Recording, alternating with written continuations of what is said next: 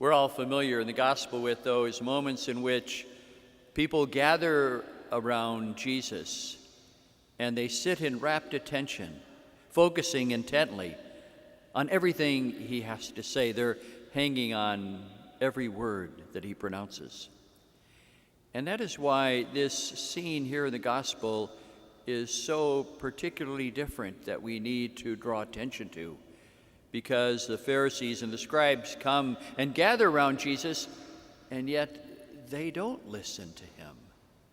Rather, they have their own opinion on things. They're unwilling to listen to how Jesus is proclaiming the word of God, proclaiming what God has to say to them.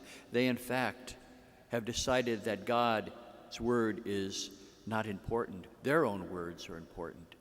It harkens back to that scene in Genesis where we see the temptation of Adam and Eve, where it is just a dialogue between this evil serpent, Satan, and the first parents.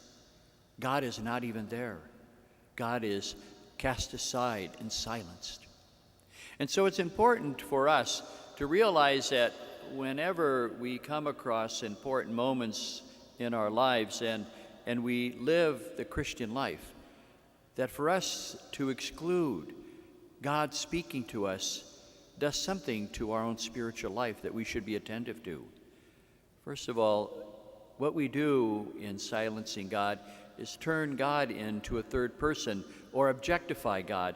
God can be that which helps us in moments, but not interact with us, not one who takes initiative in our lives to encounter us. And so it's very easy then to put God on that plane of something that we can just put aside. That is what these Pharisees and scribes did.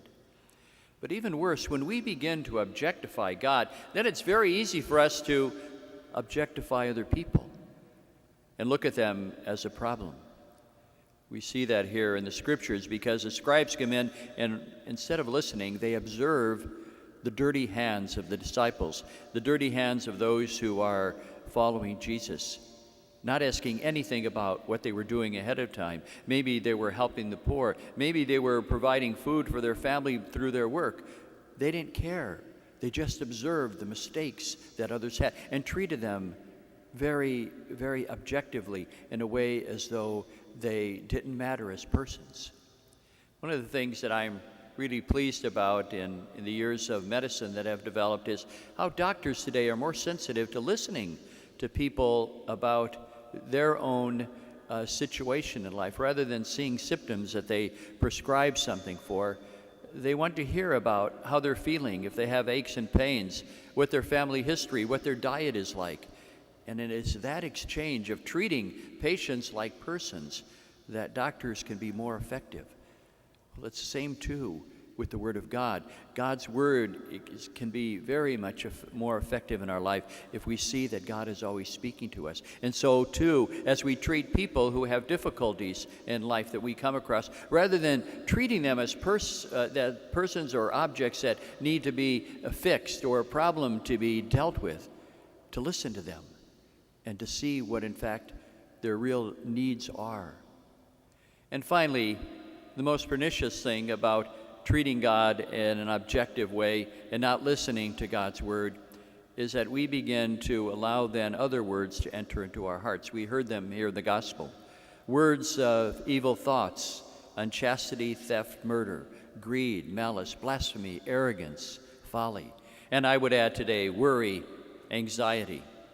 But also that tendency to have conspiracy theories roll into our hearts to the point where we begin to have suspicions of one another. Those words do find a place in our hearts. But when we listen to the Word of God, a word that reminds us that the Lord is with us, that we interact with God and we are not alone, then all of those feelings can be shoved aside. It's important maybe as we enter into this Eucharist and as we gather around the Lord, around the Lord's table, around the table of the Word and the sacrament, for us once again not to be observant of the mistakes of other people or to treat God in an objective way, but to be quiet and attentive, to listen to what God has to say to us. And recall especially that we begin Mass with the words, "The Lord be with you," and we end the Gospel with that word too, "The Lord be with you." The Lord is with us. And of course, at the end of Mass, in the blessing, we say it again.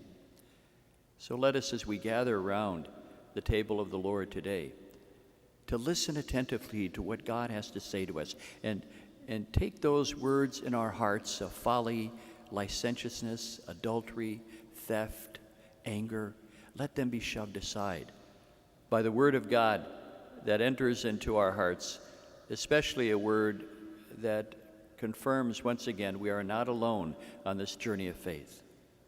The Lord is with you.